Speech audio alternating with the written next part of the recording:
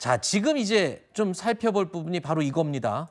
아직은 뭐 피해가 발생하지 않았다고는 하지만 새로운 형사소송법 개정안이 이제 국회 문턱을 넘고 이제 공표가 될 경우에 발생할 수 있는 부작용들에 대한 얘기입니다. 자, 이 때문에 여론이 별로 좋지가 않죠. 보안수사권이 폐지가 되면 제2의 장윤기 사건 또는 제2의 부산 돌려차기 사건이 수없이 늘어날 거다라는 우려의 목소리가 상당수 있습니다. 그 과정에서 피해자들이 또 한 번 상처를 입게 될 것이라는 지적이죠.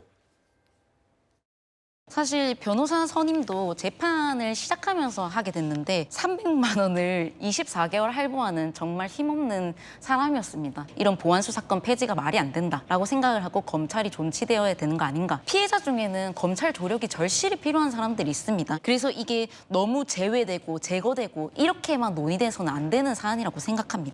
민주당이 복수하는 대상은 검찰이 아닙니다. 장윤기 피해자 이채원이고 돌려차기 피해자 김진주예요. 소송법 개정안을 주도한 민주당 김용민 의원의 SNS에 이런 댓글이 달렸습니다. 지옥에나 가세요라는 이 말이었는데요. 근데 이 글을 누가 썼냐라는 부분에 관심이 쏠립니다. 바로 부산 돌려차기 사건의 피해자 김진주 씨가 이 댓글을 직접 달았다는 겁니다. 그동안 보안수사권의 중요성을 수없이 강조해 왔던 만큼 이 형사소송법 국회 통과에 대해서 이 피해자로서 상당히 분노를 한 모습을 볼 수 있었는데요.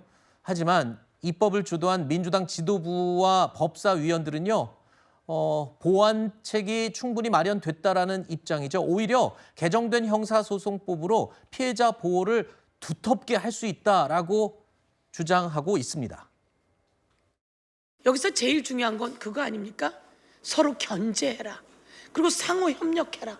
그리고 중요한 건 피해자의 보호를 두텁게 해라. 범죄자는 끝까지 잡아라. 라고 해서 이렇게 저는 4가지 형태로, 그리고 우리 간사님이 들고 있는 것은 8가지 형태로 저희가 쫙 담아 놓았습니다. 그래서 오늘 다시 한번 국민 여러분 걱정하지 마세요. 국민의힘도 부디 경청하시고 헌법 소원을 정제고 도구로 삼아 검찰 개혁을 뒤집으려는 시도를 즉각 중단하시기 바랍니다. 피해자들이 실제로 직접 나서서 이렇게 반복적으로 부작용을 호소하고 있습니다만 민주당 지도부 이 법안을 밀어붙인 특히 법사위원과 법사위원장 등은 아니다. 충분히 두텁게 보완책이 마련돼 있다라고 이야기를 하고 있습니다. 하지만 민주당 내에서도 이 우려의 목소리는 계속 나오고 있죠. 이현주 의원은요. 보완 없이 급히 통과된 건 유감이다. 신중했어야 된다. 뭐 이렇게 얘기하기도 합니다. 표결 당시 민주당에서 유일하게 반대표를 던졌던 노무현 전 대통령의 사위죠. 곽상원 의원 역시 곧 다가올 국민 고통이 눈에 보인다라고 우려를 표명을 했습니다. 자, 제가 드리고 싶은 질문이 이겁니다. 실제 이 보안수사권으로서 진실을 밝혔던 이 해당 사건 피해자들이 저렇게 눈물로 읍소하고 호소를 함에도 불구하고 민주당 지도부 이렇게 밀어붙여요. 온도 차이를 어떻게 해야 될까요? 이게 한쪽에서는 피해자의 보호를 양쪽 다 외치고 있지만 지금 민주당의 지도부는 이 정도면 충분하다. 피해자들은 아니다, 충분치 않다라고 얘기를 하고 있어요. 이 온도차를 어떻게 설명할까요? 개별 사건에서 피해자 입장에서는 검사의 그런 보안 수사권이 반드시 필요하다고 그런 부분들에 대해서 주장하고 느낄 수는 있습니다. 그런 부분들에 대해서 제가 부정하지는 않고요. 그렇지만 지금 민주당의 그런 형사소송법 개정안 자체를 살펴보게 되면 어찌됐건 뭐 중수청의 출범을 통해 가지고 중대 범죄를 전문적으로 수사하는 기관이 출범을 하는 것이고요. 피해자에 대해서 그다음 수사가 진행이 되면서 부족한 부분이 있다고 한다면 검사가 보안 수사를 요구할 수가 있고 그에 응하지 않으면 추가적인 그런 조치까지 실질적인 그런 조치까지 취해져 있습니다. 이런 부분들이 있기 때문에 보안 수사권 자체가 폐지되는 것이 과연 피해자에게 얼마나 큰 실질적인 피해를 주는지는 지금 현재로서 장담할 수 없는 부분도 분명히 있어요. 물론 모든 법이 완벽하지 않을 수 있습니다. 법이 시행이 되다 보면 그런 법으로 인해서 부족한 부분, 미흡한 부분이 발생할 수가 있겠죠. 그렇다고 한다면 그러한 부분들에 대해서 추가적인 개정 작업이라든가 보완책을 마련하는 수도 방법도 있다는 말씀 좀 드리고 싶고요. 있고요. 지금 단계에서는 대원칙이죠. 검찰과 경찰의 수사 기소 분리 원칙에 대해서 그에 대한 추가적인 그런 보완 조치, 그런 정책으로서 지금 보안 수사권 폐지를 결정한 거 아니겠습니까? 알겠습니다. 보안 수사권 폐지에 대한 논의는 저는 충분히 수기 과정을 거쳤다고 보고요. 네. 이번 법안 개정을 통해 가지고 저는 뭐 여러 가지 보완책도 마련되었기 때문에 피해자들의 그런 우려는 좀 지나친 부분도 있다는 말씀 좀 드리고 싶습니다. 피해자의 우려는 지나치다. 그러니까 아직 피해도 발생하지 않았는데 이 보안 수사권의 폐지로 인한 우려는 지나친 거다. 이렇게 지금 설명을 하고 계시고요. 피해자들은 아니다, 충분치 않다라고 주장을 끝까지 하고 있는 겁니다. 양쪽의 주장 서로 충분하다, 충분치 않다. 계속 평행선을 달리고 있는 상황에 보안 수사권은 완전히 이제 폐지가 되는 절차를 거의 완료됐죠.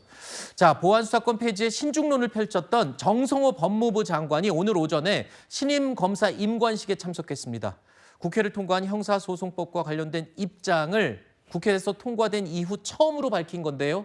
뭐라고 얘기했는지 들어보시죠. 저도 법률 공부한 지가 오래되고 뭐 형사소송법도 과하게 많이 공부를 했었는데 이렇게 빛의 속도로 형사소송법이 빨리 개정된 건 처음일 거예요. 새로운 제도가 우리가 선의를 갖고 설계했지만은 또 어떤 부작용이 나올지 아무도 예측할 수가 없습니다.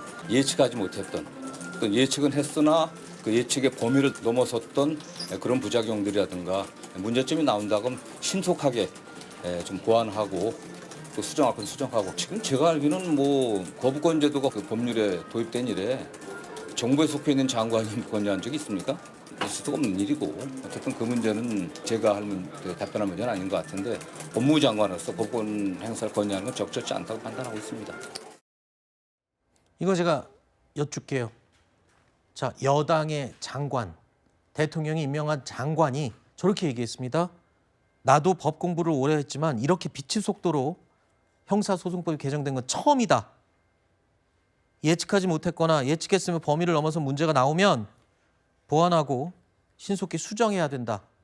우려를 나타내고 있잖아요, 지금. 네, 일단 아마 속도전을 벌인 부분에 대해서 주무부처 장관으로서 조금 더 이 논의가 필요한 거 아니었느냐라는 네. 어떤 본인의 견해는 드러낸 부분이 있는 것으로 좀 추정이 되는데요. 일단 저희가 10월 2일이면 검찰청이 없어집니다. 이거는 검찰청법으로 다 이미 전제가 된 부분이라 네. 실질적으로는 7월 말 처리도 상당히 지연되고 지체됐다라는 그런 평가가 또 나오고 있다는 점. 그리고 정성호 법무부 장관이 언급한 정권 송치나 이런 부분에 대해서는 당에서도 이 부분을 당원들이 다소 이제 저하는 부분이 있지만 적극 수용했다라는 점, 고발인의 이의 신청권도 다시금 네. 부활하면서 보완책을 마련했다는 점도 아울러 말씀드립니다. 형사소송법에 대해서 이 변화를 모두 감당해야 할 주무부처 장관이 정성호 장관인데 본인은 자리에서 물러설 뜻까지 밝혔고요. 이거 빛의 속도로 처리됐고 문제가 예상이 된다, 문제점이 우려된다라는 입장까지 밝혔습니다. 하지만 일단은 이 대통령 거부권도 넘어설 것으로 예상이 됩니다.